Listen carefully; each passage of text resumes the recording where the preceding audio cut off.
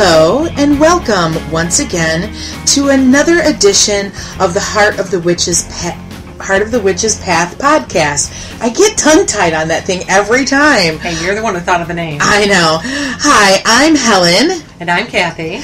And we are your lovely co-hosts. Yes. That are coming to you today with episode 108. Can you believe it? No.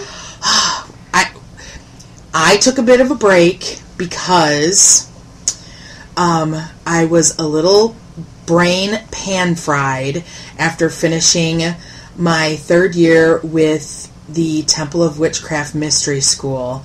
And so that's why there's a missing chunk of time in posts between here and my blog. But we are revved up, and we've got some hot new topics that we want to talk about. Sure. So what are we going to talk about today? We are going to talk about our 13 favorite witchy things. I saw this tag going around on Facebook, or not Facebook, on YouTube, sorry. I saw a few people doing this tag, and I thought, well, okay, we're not really doing a visual video format, but that doesn't mean we can't share our 13 favorite witchy things. Absolutely. So, I saw Amber Honey Raven doing this tag, so I got it from her. So, Amber, hi. This is for you, babe. So let's, what we're going to do, because we each have our own separate list. Let's do our correspondence first. Oh, right. I was excited. I know. I can tell. Got to keep me on track. Somebody's got to keep you on track. It's got to be me. So, what's our correspondence today? Our correspondence today is the quartz crystal. Right. And we chose this for our correspondence because it is a very versatile crystal. Right. You can use it for cleansing. You can use it to align your chakras. You can use it for amplifying energy, for creating energy. What else can you use it for? I like to use a quartz crystal to store things. We, in our Litha ritual, every year with our coven, Mystics of Real Lore, we do a portion of the ritual where we charge, well, first you cleanse, and then you charge a stone with the power of the sun, because that is when the god is at the height of his power, right. As all good witches know, that's what that turn of the wheel is for. So I have a quartz crystal that's about as long as my hand, or about 3/4 maybe. And I like to use mine to charge with the sun. Right. I like to use quartz crystal clusters, and I put them in a circle around whatever it is I'm trying to draw energy to. Mm-hmm. And I've used it a lot for money draw. Mm-hmm. So that's very helpful for me. Mm-hmm. Like it. I also like to use it near electronics because it can help clarify the energy coming into and going out of your computer. Mm-hmm. Now, if I remember correctly, let's take our minds back to when we created our chakra prayer beads. Mm-hmm. We put quartz crystal chips between our chakra stones, right. And that was used as like a transition because right. we were moving up right. It the chakras. Help clear that energy from one chakra to the next. Right. So that's a good use too. And that's actually something, we made these really cool beads, and if you're kind of wondering what that's about, leave us a comment and let us know if you want to know more about it, okay? Because that's definitely, we taught a class. We did. On that together, where we actually took our students through and made their own chakra prayer beads, and that was a cool experience. So leave us a comment if you want to know more about that. So, anything else to be said about our correspondence of the week? I don't think so. Should we be looking maybe into creating like some little catch music or something like that for this week's correspondence? That's all on you, babe. I can look and see. What do you think, guys? Should we be doing something like that? Leave us a comment. Let us know if you want us to jazz up this podcast a little more than we already got going on. We'll certainly try to oblige you as much as possible. I could get one of my cats to meow or chatter, and we could use that as the intro for the correspondence. Correspondence. Yeah, so definitely let us know. Right. Before I forget and we move on to the main part of our podcast today, I do want to take a moment to let everybody know that we do have an email. Ooh. The Heart of the Witch's Path does have an email. So if you're not comfortable with leaving a comment on the below the video or whatever, definitely drop us a line. And the email is Heart of the Witch's Path, all lowercase letters, all together at yahoo.com. Look at that. So please let us know that you're out there and listening, and we would love to hear from you. Okay? Now, moving on. Main part of our podcast today, 13 favorite witchy things. Who's going first? You are. I'm going first. All right. Well, I guess we should say that this is in no particular order. Right. This is in no particular order. We each kind of sat down and just thought about what's the most important thing to my practice. Right. To me. And I did mine 5 minutes ago. Right. So, no particular order. My first one is my patron god and goddess. That would be Bridget from the Celtic pantheon and Odin Father from the Norse pantheon. Odin is new to my practice. He's helping me with my rune studies and is super awesome. And Bridget, I have worked with her for literally years. So I love them in my practice. So that's one for me. The first item on my list is convocation, but really it's any gathering like convocation or pagan pride where us pagans and witches get together and can exchange information. I like the community part yes. of that. Yeah, so where you get to meet new people and right. and kind of network a little bit. Mm-hmm. It's a lot of fun. And this year, I'm getting nervous and thinking about it. I'm teaching for the first time. Yeah. And, oh gosh. That's another... We'll do a podcast That's on another. Yeah. Okay, number 2. My number 2 favorite witchy thing is my turkey fan that just came into my practice at last convocation. I was able to purchase that, and it's a beautiful fan. And it's good for pulling sickness out and getting that sickness out of you, pulling away and sending that energy on. And I love it. So that's my number 2. My number 2 is ritual. Anytime that we cast a circle and perform a ritual, whether it is individually or in a gathering. My number 3 kind of I'm kind of widening it from my original thing that I wrote down for number 3 is the Temple of Witchcraft, which I'm sure people have picked up if they've read blog posts or listened to our podcasts, that I am a student of Christopher Penczak, and I really, his work resonates with me, and so I love learning from him. But I want to kind of broaden that a little bit to include all of the organizations that I've worked with throughout the course of my path. So that would be witchschool.com, which is a great place if you're looking to start your Wiccan path. I've studied with a Dianic group, and I've also studied under Keepers of the Hearth, and continue. I still need to move forward with my 3rd year studies. So that's my number 3. Number 3. My number 3 is incense. I love the smell of incense. Doesn't matter what it is, frankincense or sage or copal. I love incense. Yes, good one. Number 4. My number 4 is my Book of Light. And that should have been on my list. If you've followed my blog at all, you've seen that I'm still working on an overhaul for my Book of Light, and so I will continue to keep you posted on that there.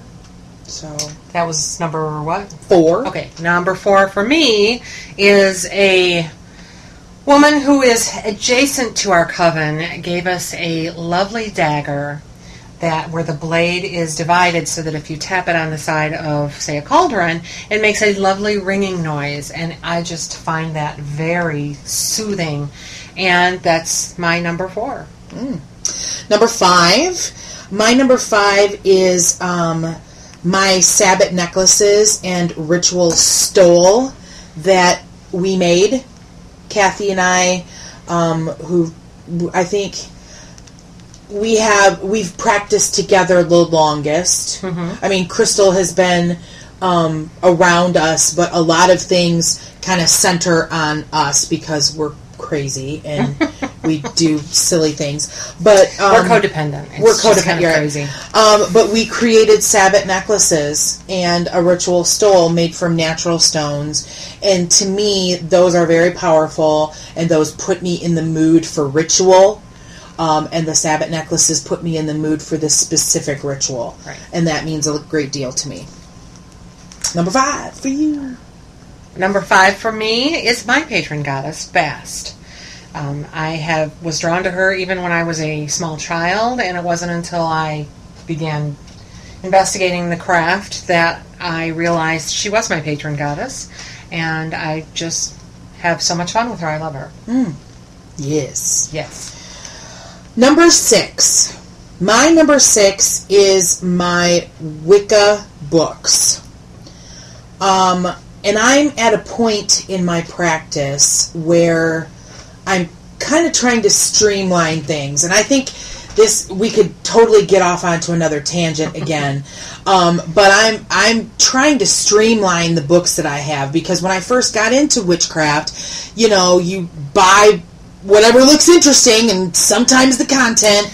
Well, and when we first got into the craft, it was difficult to find good books, so you pretty much bought what you could find. Exactly. So now I'm able, space is a valuable commodity in my house because I have a rather small house, and so now I'm looking at thinning out my library. So it's that is proving to be an interesting journey for me. So well, we have a library here at the Coven Stud. You could always bring some over here. Mm-hmm. Right. If you didn't want to totally get rid of it. Right. So that was 6? Yes. My number 6 is essential oils. They are so versatile, and you can use them for many, many different things. And I think that that's essential in any Wiccan practice. And it's funny because number 7 for me is essential oils. Essential oils has been a part of my practice pretty much from the beginning, along with herbs and stones and all those other lovely correspondence things that us witches, work with. But it seems lately I have been getting into essential oils even more, using them more. I've purchased an oil diffuser that I use every night when I go to sleep, and I just feel like I'm getting an even greater knowledge and relationship with them. So that it's been exciting the last couple of months for me. Yeah, I bought a diffuser, and Randy's not as big a fan of it as I am, so I have to use it sparingly. Yeah. So number 7 for you, my lady. Number 7 for me is stones, and by stones I mean any stone or crystal that can be used in Wicca. Which our quartz crystal is one. Yes, definitely. Again, like the essential oils, you can use them for a large number of things. And I enjoy looking at them and holding them and trying to figure out what I bought 2 years ago. Because what is this stone? Right, exactly. Yeah, that's the hard part. On to number 8. Number 8 for me is my tarot collection, and I recently went through my tarot collection. I have a beautiful box that has carved out Celtic knotwork that I house my tarot card collection in, as well as my other divination items. And I recently cleaned that out, and so that has left me with an idea for a blog post, so look forward to that. But yes, my tarot collection. My number, 8? I juggled my numbers around, so I have to keep looking and asking. My number 8 is the energy that I feel when I am communing with the goddess or in ritual. I can feel the energy inside of me, and it's a wonderful feeling. Good one, good one. Number 9. My number 9 is runes. Kathy and I have embarked, and we've had a little bit of a hiccup in our road, but we'll get back to it. We always do. But we're studying runes, and I've been working with my rune set, and I love it. I pull a rune nearly every day, and so I feel like I'm really getting to know them, and we've learning. Recently made a set of runes. We had a lot of tree fall or branch fall this year, and my husband was nice enough to cut up the branches for us, and we used some wood burning tools to make some runes. That was very interesting. Yes, that was cool. I bought a wood burner. We were able to, put those runes right in there. I like it. I can't wait to use them. That's going to be a set that I'll actually use with people because my clay set that you made for me, because I'm putting bodily fluids into it, I feel like I probably shouldn't have folks handling those. So that's going to be just for me. Right. So, what's your number 9? My number 9, I actually changed it from what I originally had, but we'll go with it. We had this idea a few years ago at Samhain to have a Book of the Dead, and we kind of ran with it, or at least I ran with it this year. In addition to overhauling my Book of Light, I have a Book of Living and Dead, where part of the book is people who inspire me or have touched my life, and the other part of the book is people who have passed that I feel were essential to make me who I am. And it's been very interesting to create this, and I'm trying to find some pictures of some of my relatives to add to the book, but it's an ongoing process. And of course it will be. Definitely. Again, a whole other podcast. Oh, definitely. Something to look forward to, everybody. That takes us to 10. My number 10 favorite witchy thing is my bell. I have had like a couple of small bells in my practice, but recently a good friend of mine gave me a beautiful silver bell with a handle that is a pentacle.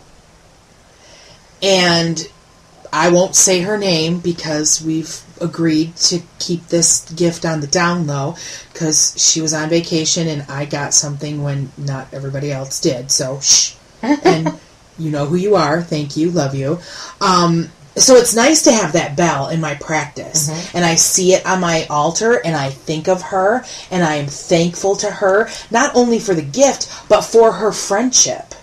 Because she's not Wiccan. Right. But she knows that I am, and, we are appreciative of each other. So that's very, very very humbling for me. So, number 10 for you, dear. My number 10 favorite witchy thing is Samhain. Ooh. Yes, because I just love everything about it, and everything from the decorations to the honoring the dead. And I think it is a very important holiday for us to celebrate. Definitely. On to number 11. 11 for me is the triple goddess representations that I have. I've got a couple of things that I keep in my room, which is like my sacred space. That's where my main altar is. That's where I do most of my workings and stuff like that. And I've got a couple of triple goddess representations that are there, and they're watchful over my workings and my craft, and they're cool. And I feel the three aspects of the mother, maiden, and crone, and stuff like that. And I think about the journey that as a woman we take through our lives and in these phases, and so it's a nice reminder to have there. So, sure. 11 for you? 11 for me is another podcast topic that we should do, totally. But it's the idea of using pop culture items in a magical practice. And there's so many ways that you can do this, from using Buffy as a female powerful figure to, there's just so much. It's a podcast all on its own. But the idea that we can do that and make these things powerful and work for us is just awesome. And make them fit into the archetypal positions that exist throughout time. Because sometimes ancient Greek icons don't resonate with people, but things we see on TV do. Right. We're a more visual society. Right. Some might think that that's good or bad or whatever. Again, it's a topic for a whole other podcast, which I think it might be on our list of potential podcasts. Sure. So definitely look forward to that. Number 12, my favorite witchy things is my sacred space. I have been able to make some improvements recently in my sacred space, which again is my bedroom. That is where my main altar is. I'm very proud to say I bought a new bed this year, and I love my new bed, and it's totally given me, it's like rejuvenated my bedroom for me. And I've been able to set up my makeup. I had my makeup in another part of my house, but I was able to bring it into my bedroom. I have my jewelry that I'm displaying, and I feel like it is my space. It was my space before, but now it's my space. And I like that feeling. Not to be confused with the website. Right. My number 12 is altars in all their varied forms, whether it is a Sabbath altar or a moon altar or a personal altar. They're beautiful. It's so diverse. It's just, it's cool. It's very cool to see. I like to look at pictures of altars. I like to see what other people do. How many altars do you have in your house? Well, I have the home goddess altar. I mean, don't feel like you need to name anything. I have a personal altar in my den. I have my Bast altar in the bedroom. I have the Covenstead altar in the basement. And in a corner of the hearth downstairs, it's kind of an ancestor altar where I have grouped the pictures of those who have gone from my family. So I don't know how many that is. I didn't count. I lost count. I had a lot, okay? and I don't necessarily work with them every day or every week, but I know that they're there, and they are important to me. I have my main altar. I have an altar for Bridget. I have an altar, or I have a space that I'm going to convert over to an altar for Odin, since he has come into my practice. I have an ancestor altar. I have a home altar where we give offerings and thanks to the spirit of the land in our home and that which protects us. So we've got that. And if I happen to be doing anything like in the kitchen area, I kind of have a temporary setup there kind of a thing. So altars are everywhere. Oh, and then there's the fairy altar that's outside. Oh, and I have an altar on my desk that's completely made out of Lego parts. Oh, yes. The Lego altar. Yes, it's the, I can't remember what the set is. It's the Temple to Tiger Temple or something like that. But I have these little Barbie Legos that are, I have a high priestess, and then I have a boy and a girl that are following the ritual with the high priestess and the little tiger. And, nobody knows that it's an altar, but it's an altar on my desk. Yes. So that brings us to number 13. Yes. And it just so happens that 13, we only had 2 things on our lists that were the same. Essential oils that we already covered, and this last topic that we decided we'd talk about last. Right. And that is our coven. Our coven. Our sisters in the coven, our coven adjacent people, our Covenstead, our circle that we worship in is very important to our practice, and it's something that we value a great deal. For many reasons. Yes. for the sense of community that we get with our coven, for the support that we get from our coven, for the study that we do together as a coven, Right. For the other experiences that we do as a coven. We have brought together a group of, unfortunately, it's all women. It is women. That are formal members of our coven.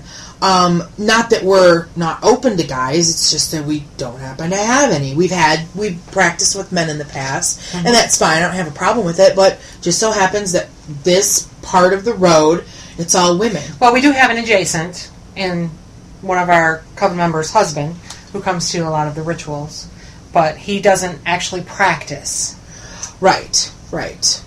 Yeah. He just comes to support his wife. And have pulled pork. When And we have pulled pork. When we have pulled pork, yeah.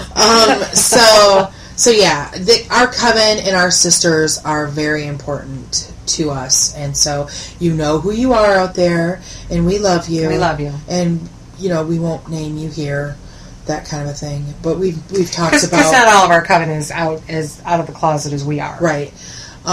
So yeah. So there's our 13 favorite witchy things. I hope you've enjoyed this. Please comment. What are your 13 favorite witchy things? And you can either comment on YouTube, or you can email us at heartofthewitchespath@yahoo.com. Or you can make a video response. I encourage you to do that. So please subscribe to this channel if you haven't already.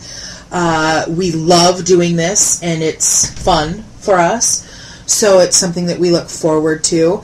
But in addition to this, I don't know if I've even talked to you about this, I've been kind of thinking about doing some in front of the camera videos here on YouTube. So if you're interested in seeing what we look like, let us know with a comment. And so we will talk to you soon. Once again, thank you so much for taking a walk along with us on our path. And until next time, blessed be. Blessed be.